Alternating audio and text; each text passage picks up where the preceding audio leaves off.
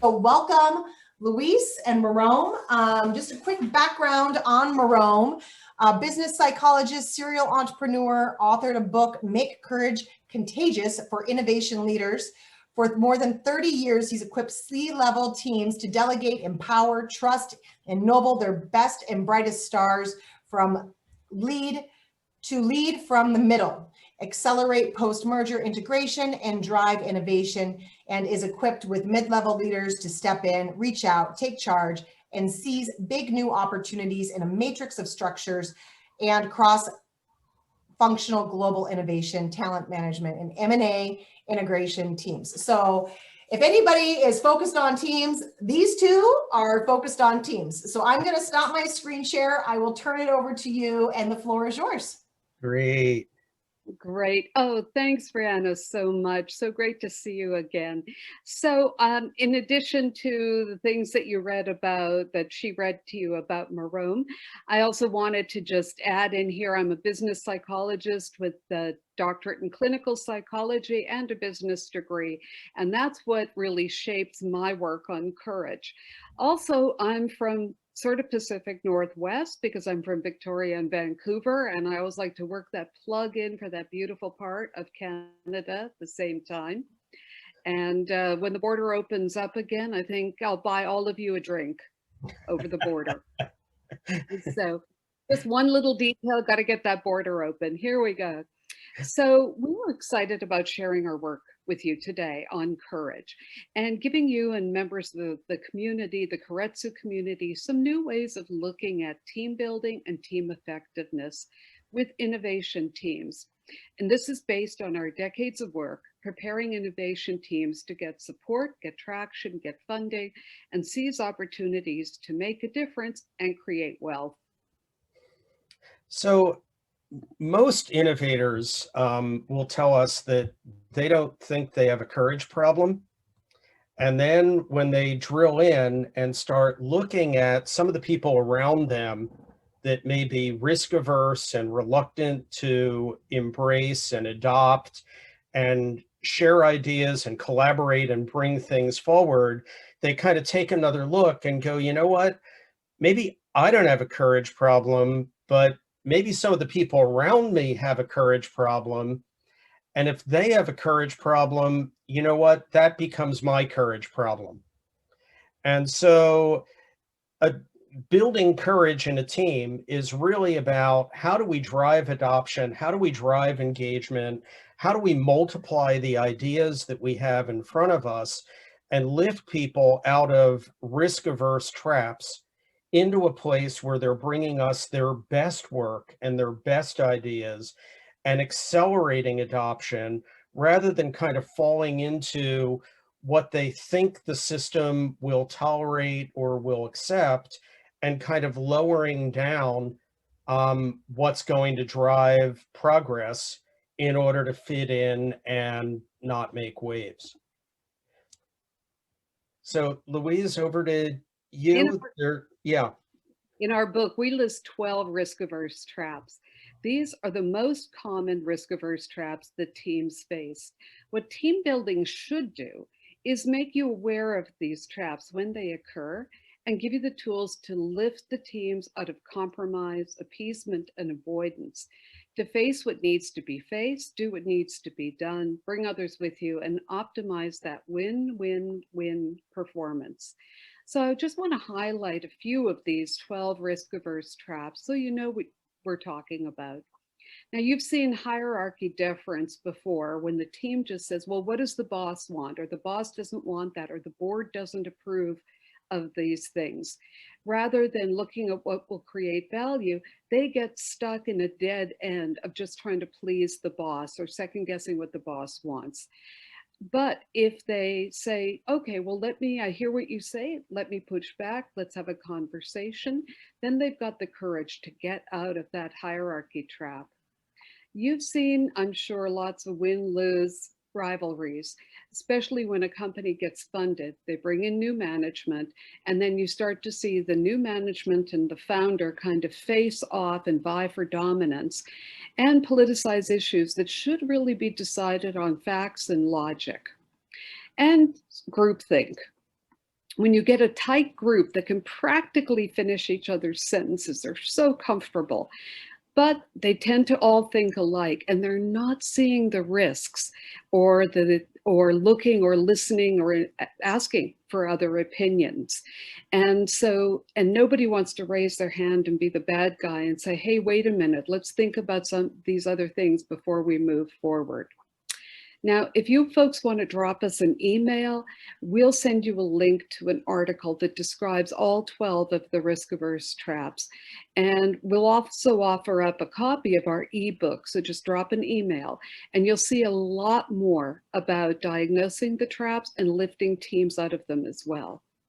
But, you know, the most debilitating of the traps is when teams get into victim thinking. And Nathan, I love the way that you and Brianna started us off this morning, because what you said is, no matter what the world throws at us in 2021, you know, we're going to come out on top of that. We're going to continue to fund companies.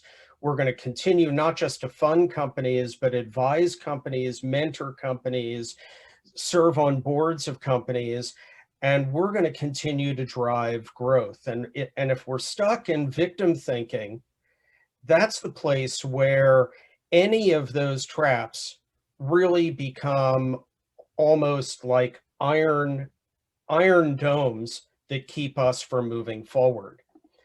If we move to a learning perspective around some of those factors, I mean, we may face a boss that says, I don't like that idea, but does that begin a conversation or end a conversation?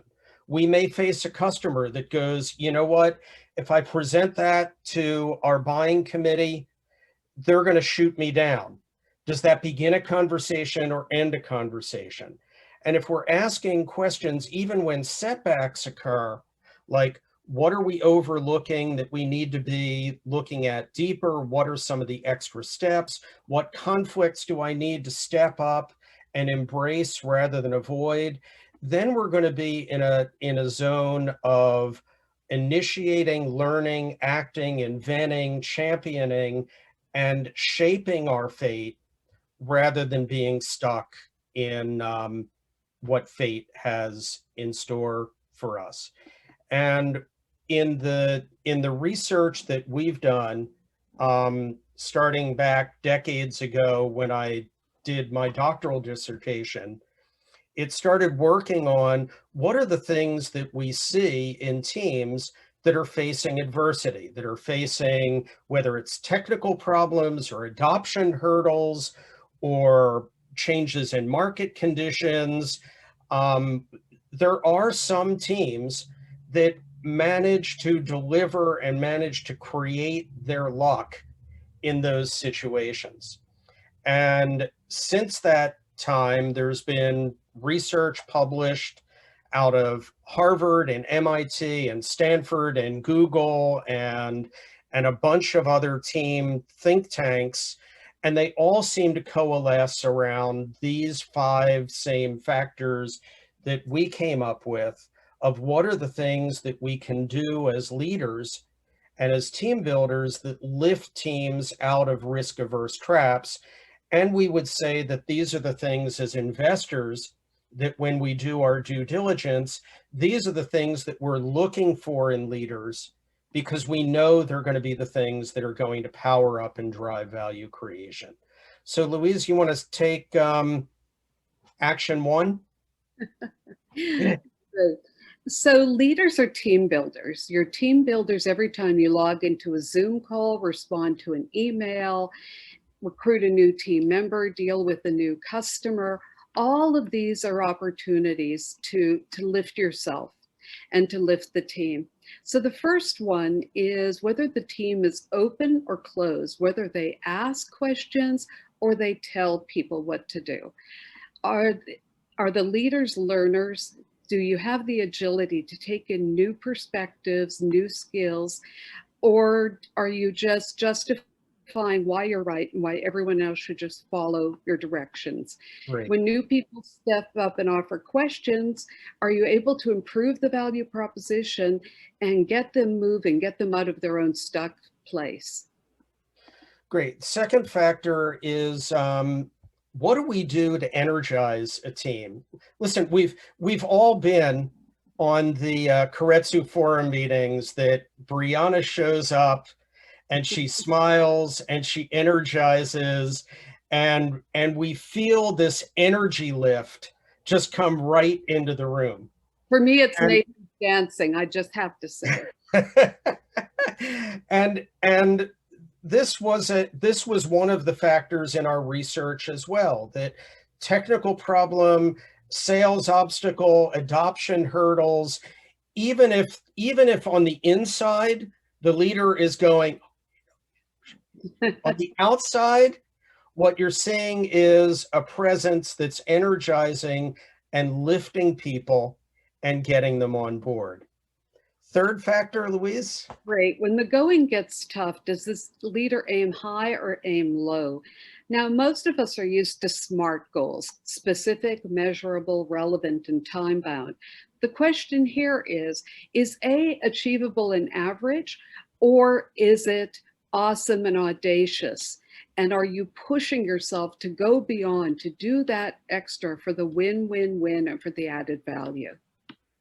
So, so imagine this. I mean, you're the CEO that's hired to take over a company that was founded by a team of engineers and that's transitioning to a commercial stage business. And you take a look and you see the data they've gathered. You drill down a little further than you did in your due diligence when you agreed to take the position. You get feedback from customers, and you see it's simply not going to be enough to convince A-level enterprise users to adopt the solution and build that book of business beyond kind of the C and D level customers that were the beta users of your company's book of business. Aim high. Do you dig in and do what's needed to increase the value, to upgrade the product, and to land those enterprise customers that are going to drive to an exit for us as investors? Or do you go into your teams and go, I can't make waves, I can't rock the boat, I can't put people on tilt, I can't make them feel like what they've done for the last couple of years needs to be upgraded. And we know what's going to create value for us as investors and what is likely to result in a down round if the company can even stay in business. The leaders we want to see are the leaders that aim high and set the ambitious goals that are not only driving for profit, but driving toward impact and driving toward purpose. Next one, Louise. When the going gets tough, do factions in the team play to win-win or win-win-win? So everybody wins. So this comes from having a high level of trust where partners are really willing to take risks to support each other. These teams perform best in turbulence because they know that somebody has their back. They know that they're not alone in this. And so rather than getting stuck and defending their turf, they're looking for, okay, well, how can I help you? Because I know at another time you're going to reach around to me and say, it's your turn. Let me give you the help, the money, the budget, the people, so that you can win here. This one is the one that often is counterintuitive for entrepreneurs and investors. There's a body of research that started at MIT and the professor moved to Stanford, and it asks entrepreneurs, do you want to be king or do you want to be rich? And the entrepreneurs that become rich are the entrepreneurs that align with trust, that'll look at taking dilution from a group of investors if dilution will open doors and will multiply the value and enlarge the pie. They'll surrender hegemony if the company is transitioning from one phase to another, from a discovery stage to a development stage, or a development stage to a commercial stage, or a beta commercial stage to a scale-up commercial stage. And they'll look for the experts that go, hey, you're better at this than I am. You take the company and move it forward. You could also see, sorry, Merom, go ahead. And they align those interests with a level of trust to be able to win. And the fifth of the factors, since we're running out of time, Louise, is? And the fifth, when the going gets tough, do people encourage each other to adhere to the disciplines, quality standards, safety, environmental protections, regulatory codes, or do they say, you know what, doing the right thing is a luxury, I'm on deadline here, we've got to get this through, we've got to get it approved. And the folks that start right from the beginning to set up the proper plans, projects, procedures, collaboration, information sharing mechanisms, KPIs, so that the right hand knows what the left hand is doing. These folks are ones that will do the win-win-win, because right from the start, they've created a way to track their path forward, catch themselves when something is going wrong, and fix it. So if we work together with any of you in a due diligence team, you'll find we have an assessment that we use for entrepreneurial leaders where we look at giving actually a score on each of these five factors, and we call it the ENQ, or the Encourage Quotient score, for whether an entrepreneurial leader can be looking ahead at the challenges they're going to face, the opportunities they're going to face, what it's going to take to scale the business beyond getting funded, and whether they've got the psychological strength within themselves to be able to make courage contagious and fire on these cylinders. So I'm going to end here, and I think we've given you the basics of this.